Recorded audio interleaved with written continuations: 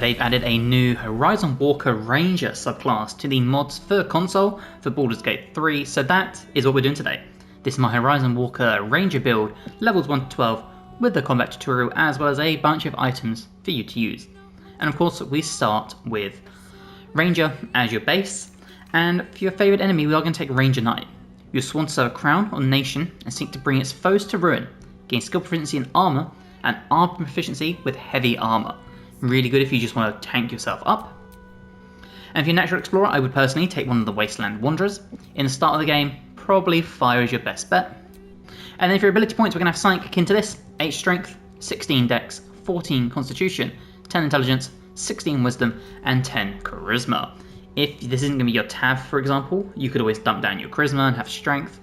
They're sort of interchangeable as long as you have 16 dex, 16 wisdom, and 14 constitution. For your proficiencies, take whatever you feel like. And we move on to the Ranger level 2.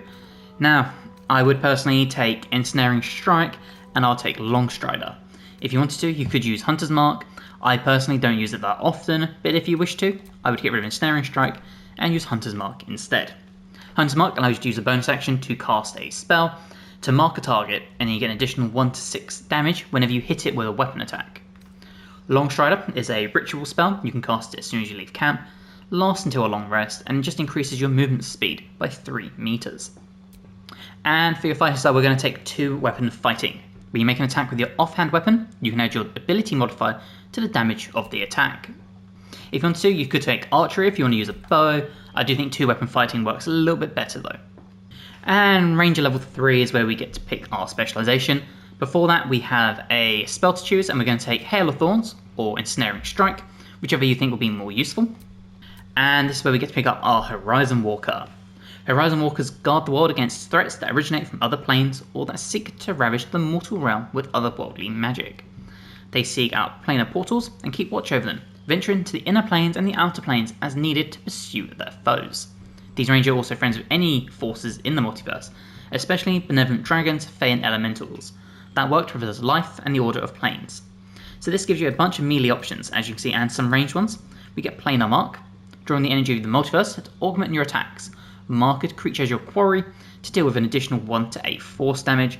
And again, this is another reason why Hunter's Mark isn't important. You can always switch it out if you wanted to, but Planar Mark is the same thing, just more damage. And Distant Strike, we have a ranged and a melee. Pass between the planes in a blink of an eye. Teleport 3 meters to a creature, striking them with the ferocity of the multiverse itself.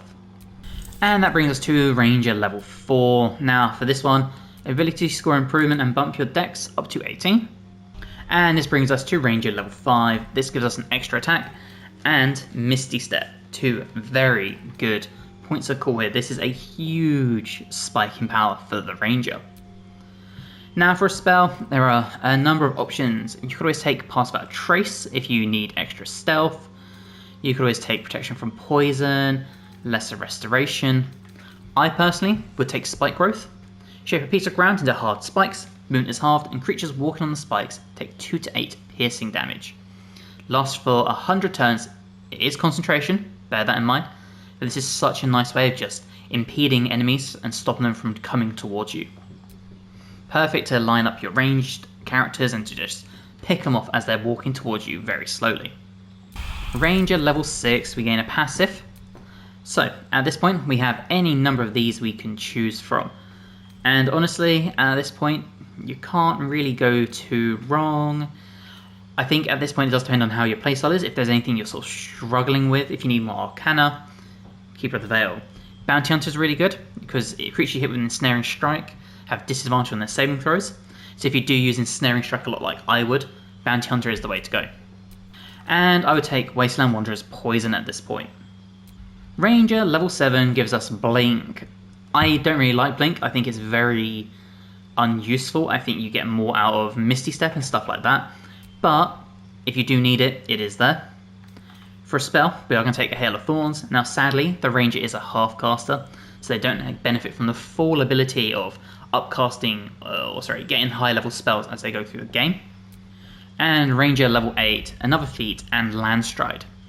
You become an expert and moving through the wilderness. Difficult terrain no longer slows you down. And for the feat, we are going to take the ability score improvement, Dex up to 20.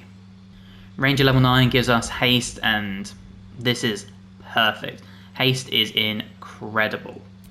Basically, you get an extra attack, also an extra action per turn. So we can do like 2 attacks in a round, all sorts of fun stuff like that. It also gives you a +2 to your armor class. The only downside is it is concentration, so if you lose it, you become lethargic and you lose a turn.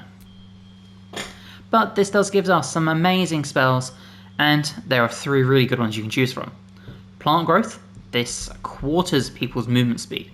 So it's similar to spike growth in terms of it will slow your enemies down, whereas spike growth is only half movement and deals damage. This is a quarter movement, but no damage. So if you are really good with your ranged characters and they deal a huge amount of damage, plant growth, get those enemies walking through it incredibly slow and just watch your people pick them off before they can do anything. Lightning arrow is amazing. As it hits a target, it has little smaller bolts that snake out and they'll just hit other creatures. And there's Conjure Barrage. This is personally the one I would go with, but any of those 3 would be my option. Ranger level 10 gives us Hide in Plain Sight. Camouflage yourself with the environment to become invisible and gain a +10 bonus to stealth checks. And we get another favoured enemy. For this one, I would personally take Magebreaker just for the Arcana. And finish it off with Wasteland Wanderer Cold. Ranger level 11, Improved Distant Strike. After hitting 2 distant creatures with Distant Strike, the Ranger is granted a bonus to Distant Strike action. Can only be performed once per turn. So essentially, it buffs it up in an incredible way. I'll show it off better in the combat tutorial, but it's amazing. And at this point, take either Plant Growth or Lightning Arrow. And our final level, 100 health at this point, and a new feat. Now at this point, loads of options you can take. You could take Alert, this will give you a +5 to initiative. With 20 dex, I don't think you'll really need it, in all honesty. Dual Wielder, if you wanted to, it gives you a +1 to your armor class. Again, heavy armor, don't really need it. You could go with Savage Attacker if you wanted to. So when making melee attack rolls, you roll damage dice twice and use the highest amount. Or Mobile. Your movement speed increases and difficult terrain doesn't slow you down. If you move after making a melee attack, you don't provoke opportunity attacks. I would personally take Savage Attacker. Okay, when it comes to equipment, this is my setup for the Ranger subclass we have here. Devoration Cloak. Being poison a foe, heal yourself for 1 to 4 hit points. Blackguard Greaves. Gaining Long Strider and Athletics +1, which means you can swap out your Long Strider ability. Blackguard's Plate. All incoming damage is reduced by 1. Advantage on Wisdom saving throws. However, disadvantage on stealth checks. You can counteract this though with your stealth abilities. Legacy of the Masters. Gain a +2 bonus to attack and damage rolls with weapons and strength saving throw +1s.